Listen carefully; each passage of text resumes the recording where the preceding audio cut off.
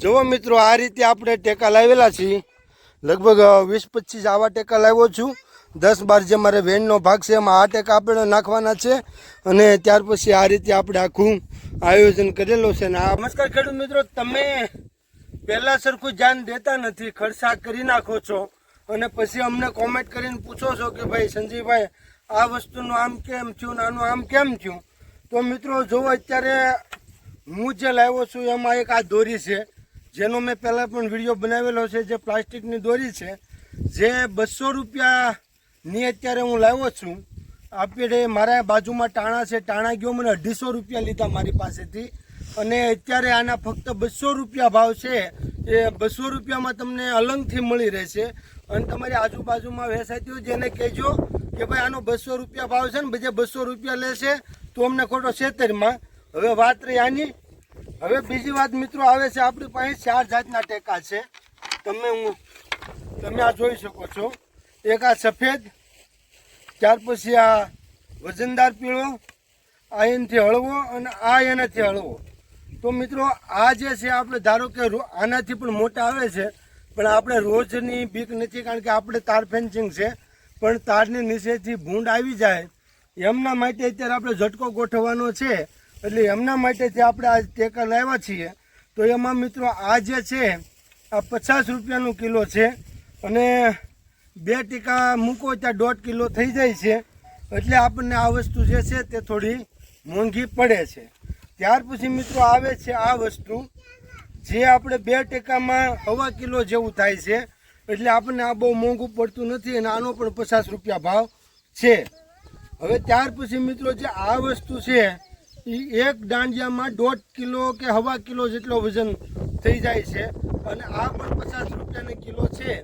એટલે આ વસ્તુમાં એવી મજબૂતાઈ આવે છે મિત્રો કે આને એક વખત જમીનમાં આવી રીતે આમ ખોડી દો અને ખોડ્યા પછી તમે ગમે એટલું બળ કરો તો આ ભાંગતું નથી. મેન વસ્તુ આ છે. એટલે આ વસ્તુ છે જે ટકાઉ છે અને ખર્ચો પણ થોડોક થાય પણ વસ્તુ ટકાઉ છે. એટલે આ વસ્તુ લેવાની મારી પહેલી ભલામણ છે. ત્યાર પછી મિત્રો ધારો કે કોઈ નાનો ખેડૂત હોય ને અત્યારે બહુ ખર્ચો ન કરવો પડતો હોય અને ખાલી સિંગના 2 મહિના કે આમ તો હવે 80 દિવસની 70 દિવસની મગફળી થઈ ગઈ છે અને 120 દિવસે એ નીકળી જતી હોય છે, ત્યાં સુધી જ ખાલી જો રાખવું હોય તો એમની માટે જો કોઈ બેસ્ટ વસ્તુ હોય તો એ આ ત્રિકોણીયું એંગલ ટાઈપનું છે. હવે આ મિત્રો આ બધી વસ્તુ હું સાઈડમાં 2 મિનિટ મૂકી દઉં, હમણાં આમના વિશે હું સમજાવું. તો મિત્રો આ 400 ગ્રામની એક પટ્ટી આવે છે અને આનો ભાવ કિલોનો 40 રૂપિયા ભાવ છે. હું પ્રમ દિવસે લાવ્યો હજી, એટલે આનો 40 રૂપિયા ભાવ છે અને 400 ગ્રામ 250 ગ્રામ 400 ગ્રામ 350 ગ્રામનો આનો વજન બેસે છે.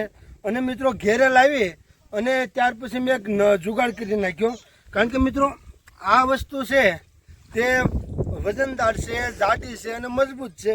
એટલે આને આમ ખોડી અને આની ઉપર તમે ગમે એટલા હથોડા મારો, ધારો કે આ રીતે તમે ગમે એટલા હથોડા મારો તો આ વસ્તુ ફાટતી નથી કે ભાંગતી નથી. થોડી થોડી ઉપર જેમ આપણે લાકડાને મારીને જે લાકડું ટોસાઈ જાય એ રીતે ટોસા લાગે છે, બાકી આ વસ્તુ ભાંગતી નથી. એટલે આને તમે ખોડવામાં તમારે અણી કાઢવી પડતી નથી. પણ જે આ વસ્તુ જે છે એ આપણને ખૂબ સસ્તી મળે છે અને ખાલી 1-2 મહિના રાખી અને પછી કાઢી અને હાંસવીને મૂકી દો તોય આને કાંઈ થાય નહીં. પણ આને તમે વધારે પડતું બળ કરો તો ભાંગી જાય.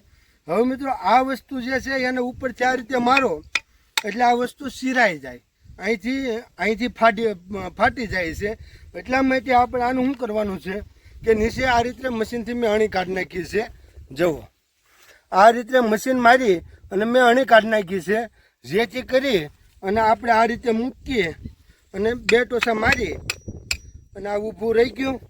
ત્યાર પછી આપણે આ લાકડાનો આ ખૂંટો લાવી નાખ્યો છે, એના રીતે ઉપર રાખીને આ રીતે મારી દો એટલે આ રીતે મિત્રો આ જમીનમાં આખું ખૂંચી જાય અને ફાટે નહીં. એટલે મિત્રો તમે અત્યારે અલંગ સિવાય બીજી જગ્યાએ જાઓ તો એના ખોટી રીતે ભાડા અને પોતાનું કમિશન ને બધું ચડાવી અને આને આ વસ્તુ છે એ નંગ ઉપર વેચે છે.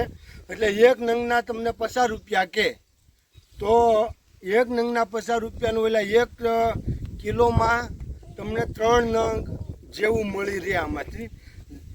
એટલે 1 કિલોમાં 3 નંગ મળે એટલે 40 રૂપિયાના 3 નંગ આવે અને ઓલા 150 રૂપિયાના 3 નંગ આપે. એટલે તમે આ વસ્તુ અલંગથી, અને અલંગમાં ઘણા તમે કોમેન્ટ કરશો તો કે ભાઈ તમારો કઈ જગ્યાએ ખાડો છે, મારો ક્યાંય ખાડો નથી. હું પણ અલંગથી ખરીદી કરું છું અને કમસે કમ 10 થી 15 ખાડા હું રખડું ત્યારે મને જોતી વસ્તુ આ રીતની મળી જાય છે. એટલે તમે અલંગ જાઓ, તમને મારો કોમેન્ટમાં નંબર નીચે ડિસ્ક્રિપ્શનમાં હશે. તમારે કોઈ સૂચના જોતી હોય, સલાહ જોતી હોય, તમે તારે ફોન કરવા 2 ધડક ગમે ત્યારે કરજો. બાકી તો મિત્રો મેં તમને બધી વાત સમજાવી દીધી કેવી વસ્તુ તમારે પસંદ કરવી જોઈએ અત્યારે હાલ પૂરતી ઝટકો મૂકવામાં છે. કારણ કે મિત્રો તમને ખબર છે કે આપણી મગફળી અત્યારે આવી પરિસ્થિતિમાં છે. જો ગઈ રાત્રે અહીંયા વરસાદ હતો એટલે હું ઢાળીએ સૂતો હતો તો જો આ રીતે અત્યારે એમાં સૂયા બેઠેલા છે અને એટલો ફાલ હોવા છતાં આ ભૂંદરાયા રોપો કાઢી નાખેલો છે. ને આવા તો લગભગ ઘણા રોપા એને કાઢી નાખ્યા છે. હવે આવી પરિસ્થિતિ હોય, આવો સારો ફાલ હોય અને ત્યારે ભૂંદરા આપણી ઉપર આવી પરિસ્થિતિ કરે ત્યારે ખેડૂત તરીકે કોઈ પણનું મન ડૂબાય છે. એટલે મિત્રો તમે તાત્કાલિક ધોરણે અત્યારે કોઈ ભૂંદરાની દવા, આપણે આમાં કડવી દવા પણ છાંટેલી છે, પછી ભૂંદરા ભાગમ ભાગ જે આવે છે એ પણ નાખેલું છે, પછી સાસના શીશા પણ ફરતા ફરતા આમાં ક્યાંક મૂકેલો હશે. સાસનો શીશો ક્યાંય મૂકેલો વાળ્યો તે બેટા? હા, નીચેના ભાગમાં મૂક્યો ને. નીચેના ભાગમાં આપણે 2 મહિના જૂની સાસના શીશા ભરીને મૂકી દીધા. આ બધું કરવા છતાં જ રાતે આવી ગયા. એટલે છેલ્લો ઉપાય આપણો આ આપણે નીચેના ભાગનો પહેલાં વિડીયો બનાવ્યો એમાં તમે જોયું, એમાં ફરતું ખોડી દીધું એટલે ત્યાં ન આવ્યા, પણ અહીંયા રહી ગયું હતું એટલે આજ રાતે અહીંયા આવી ગયા.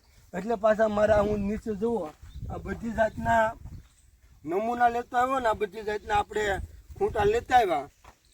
એટલે મિત્રો તમે ઇમરજન્સીમાં ખરીદી કરી લેજો, અલંગથી કરજો ગમે ત્યાંથી, પણ અલંગના 10-12 ખાડા રખડજો, 10-12 દુકાનો રખડજો અને ત્યાંથી તમને યોગ્ય મજબૂત વસ્તુ, સારી વસ્તુ અને સસ્તી પડી લાવજો.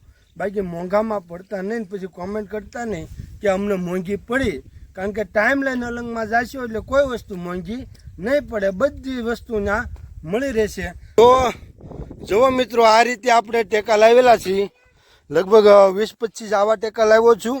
10-12 જે મારે વેનનો ભાગ છે એમાં આ ટેકા આપણે નાખવાના છે અને ત્યાર પછી આ રીતે આપણે આખું આયોજન કરેલું છે. અને આપણે અત્યારે ઉપલા ભાગની જે મગફળી છે એની આ પરિસ્થિતિ છે. અને જો હું તમને બતાવું કે ભૂંદરાએ કેવું આમાં નુકસાન કરેલું છે તો જુઓ આ રીતનું આપણે ભૂંદરાએ આપણે રાત્રે આવી ગયા અને આ એટલા થોડાક ભાગમાં જ છે એટલે આમ આગળ કે એમ નથી એટલે વાંધો નહીં. પણ જ્યારે આપણી મગફળી સારી હોય અને આવું નુકસાન કરે, જો આમાં પણ નુકસાન કરી ગયેલા છે.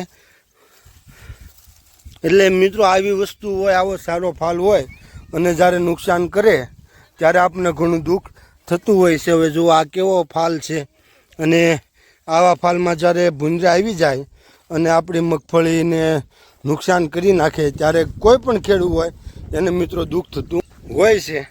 તો મિત્રો આ સાથે મળશું નવા વિડીયોમાં. ત્યાં સુધી બધા ખેડૂત મિત્રોને મારા જય સ્વામી નારાયણ.